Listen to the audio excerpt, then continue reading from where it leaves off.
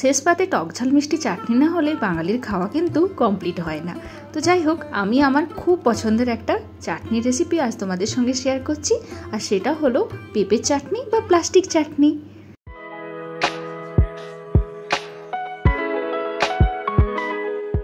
তো এখানে 2 ফালির মতো পেঁপে নিয়েছি। এটুকু পেঁপে দিয়েই কিন্তু অনেকটাই চাটনি বানানো যাবে। তো যাই হোক, পেঁপেগুলোর খোসা ছাড়িয়ে নিয়েছি। পেঁপেগুলো তো টুকরো করবই, কিন্তু তার আগে যেটা নিয়েছি সেটা হলো কাজু আর কিশমিশ। কাজু কিশমিশ ছাড়াও বানানো যায়, তবে একেবারে অনুষ্ঠান বাড়ির স্বাদে বানাচ্ছি তো তাই কাজু কিশমিশ নিয়েছি। 1 কাপের মতো চিনি নিয়েছি, আর লাগছে একটা পাতিলেবু। তো এখন পেঁপেগুলোকে আমি ছুরির সাহায্যে একেবারে পাতলা পাতলা করে কেটে নিচ্ছি। এটা গ্রেটার দিয়েও কিন্তু তোমরা করে নিতে পারো, গ্রেটার দিয়েও একেবারে পাতলা পাতলা করে হয়, তবে ছুরি দিয়েও করা যায়। কীরকম থিকনেস রেখে কেটেছি সেটা তোমাদেরকে দেখাচ্ছি। যতটা সম্ভব ততটা পাতলা করে নিও, আর এরকম বড় বড়ও রাখতে পারো, তবে আমি এতটা বড় বড় করে রাখবো না। এগুলোকে না আরও একটুখানি টুকরো টুকরো করে নেব। গ্রেটার দিয়ে করলেও এরকম টুকরো করে মানে স্লাইস করেও কেটে নিতে পারো, আবার একদম ঝিরিঝিরি করেও কুচিয়ে নিতে পারো, যেটা ইচ্ছে তোমাদের সেরকম করে কেটে নিতে পারো। তো দেখতেই পাচ্ছ আমি কিভাবে পেঁপেগুলোকে টুকরো টুকরো করে কেটে নিয়েছি। কাটার পর আরেকবার ভালো করে ধুয়ে নিয়েছি। তাহলে চলো এখন রান্নাটা শুরু করে দেওয়া যাক। তো আমি একটা পাত্রের মধ্যে ওই 2 কাপের কাছাকাছি জল নিয়েছি, আর জলের মধ্যে সামান্য একটু নুন দিয়ে দিলাম। পেঁপেগুলোকে আমি একটুখানি ভাপিয়ে নেব। জলটা একটুখানি গরম হলেই আমি কেটে ধুয়ে রাখা পেঁপেগুলোকে এর মধ্যে দিয়ে দিলাম, আর তারপর মিডিয়াম ফ্লেমে আমি এটাকে 2 মিনিটের কাছাকাছি ভাপিয়ে নেব। এর থেকে বেশি ভাপানোর দরকার নেই। আর পেঁপেগুলো যাতে একেবারেই নরম না হয়, মানে 2 মিনিটের বেশি কিন্তু এটাকে ভাপানোর কোনো দরকার নেই বা স্টিম করার কোনো দরকার নেই। তো পেঁপেগুলো আমি এখন জল থেকে তুলে নিচ্ছি। আর পেঁপেগুলো তোমার সেদ্ধ ঠিক ততটাই হবে, মানে হাত দিয়ে ভাঙলে পেঁপেগুলো ভেঙে যাবে, কিন্তু একেবারে ঘেঁটে যাবে না। এই যে দেখো, আমি একটা পেঁপের টুকরো নিয়ে তোমাদেরকে দেখাচ্ছি। তো হাত দিয়ে ভাঙলে পেঁপের টুকরোটা ভেঙে যাচ্ছে, তবে এটা কিন্তু হাত দিয়ে চাপলে কিন্তু একেবারে ঘেঁটে যাচ্ছে না, গোটা আছে, মানে বুঝতেই পারছো কতটুকু সেদ্ধ হয়েছে।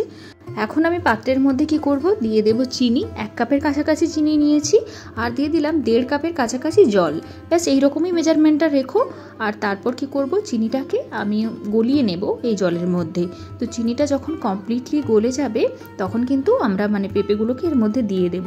তো যাই হোক, চিনিটা হচ্ছে যতক্ষণ গলছে ততক্ষণ আমি এর মধ্যে কি করব, সামান্য একটুখানি নুন দিয়ে দিয়েছি। আর তারপর দেখো চিনিটা খুব সুন্দরভাবে কিন্তু গলে গেছে। তো এখন আমি কি করব, ওই সেদ্ধ করে জল ঝরিয়ে রাখা পেঁপেগুলোকে এর মধ্যে দিয়ে দেব। আর এখন আমি ঢাকা চাপা দিয়ে এই পেঁপেগুলোকে তোমার এই চিনি শিরা বা চিনির রসের মধ্যে মিনিট 10-এর কাছাকাছি মিডিয়াম ফ্লেমে এটাকে হতে দেব। ততক্ষণে কি হবে, পেঁপের মধ্যে তোমার চিনির শিরাটাও ভালো করে ঢুকে যাবে, আর প্লাস হচ্ছে পেঁপেটা সেদ্ধ হয়ে যাবে এবং চিনির শিরাটা ঘনও হয়ে যাবে। তো যাই হোক, এটাকে ঢেকে মিনিট 10-এর কাছাকাছি রান্না করে নিলাম। তো 10 মিনিট পরে ঢাকাটা খুলে দেখছি, তো এখনও কিন্তু অনেকটাই হচ্ছে তোমার মানে চিনির যে শিরাটা আছে অনেকটাই পাতলা আছে, এখনও অতটা গাঢ় হয়নি। তো তাই আমি আর ঢাকা না দিয়ে এটাকে হচ্ছে রান্না করে নিলাম। তো যতক্ষণ না এই চিনির শিরাটা মানে আরও ঘন হয়ে যাচ্ছে ততক্ষণ তোমরা বলো তো কে কে হচ্ছে এই প্লাস্টিকের চাটনি খেতে ভালোবাসো বা কাদের বাড়িতে এটা রান্না হয়। আমাদের বাড়িতে কিন্তু সবারই খুব পছন্দের একটা চাটনি। তো যাই হোক, চিনি শিরাটা আরও একটু ঘন হয়ে এলে আমি কি করব, কাজু কিশমিশগুলো এর মধ্যে দিয়ে দিলাম। আর তারপর দিচ্ছি একটা সিক্রেট ইনগ্রিডিয়েন্টস, যেটা নর্মালি কেউ দেয় না কিন্তু আমাদের বাড়িতে দেয়। সেটা হচ্ছে 1 চামচ আদার রস। এটা দিয়ে দেখো চাটনিটার স্বাদ কিন্তু একেবারেই বদলে যাবে। তো নর্মালি এই চাটনিতে তো ঝাল ব্যবহার করা হয় না, তবে এই আদাটা দিলে কিন্তু একটুখানি টক ঝাল মিষ্টি হবে, দুর্দান্ত লাগবে। ভালো করে মিশিয়ে নিলাম। চিনির শিরাটা এখন অনেকটাই ঘন হয়ে গেছে, আর পেঁপেগুলো দেখো খুব সুন্দরভাবে সেদ্ধ হয়ে গেছে। দেখতেই পাচ্ছ কতটা সেদ্ধ হয়ে গেছে। আর তোমার এই কাজু কিশমিশের মধ্যেও কিন্তু খুব সুন্দরভাবে চিনি শিরাটা ঢুকে গেছে। তো যাই হোক, খুব ভালো করে আমি এটাকে মিশিয়ে দিলাম। এরপর একটা জিনিস দিচ্ছি যেটা কেউ দেয় না, কিন্তু আমি আমার স্বাদ বুঝে দিচ্ছি, সেটা হচ্ছে একটু কাঁচা লঙ্কা দিয়ে দিলাম। আর দিয়ে দেব আমি হচ্ছে ওই পাতিলেবুটা নিয়েছিলাম, ওই পাতিলেবু রস দিয়ে দিলাম। একটা গোটা পাতিলেবু কিন্তু লাগবে।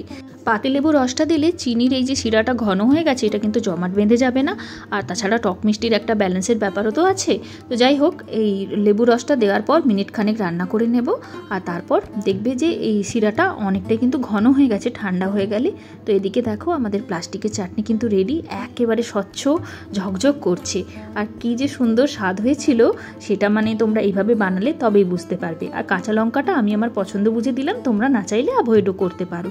তো বন্ধুরা, এই ছিল আজকে ছোট্ট একটা রেসিপি, একদম আমাদের বাড়ির স্পেশাল রেসিপি। তো তোমরা অবশ্যই বানিয়ে দেখো, আর হ্যাঁ, আমাকে জানিও কিন্তু কেমন লাগলো আজকের রেসিপিটা।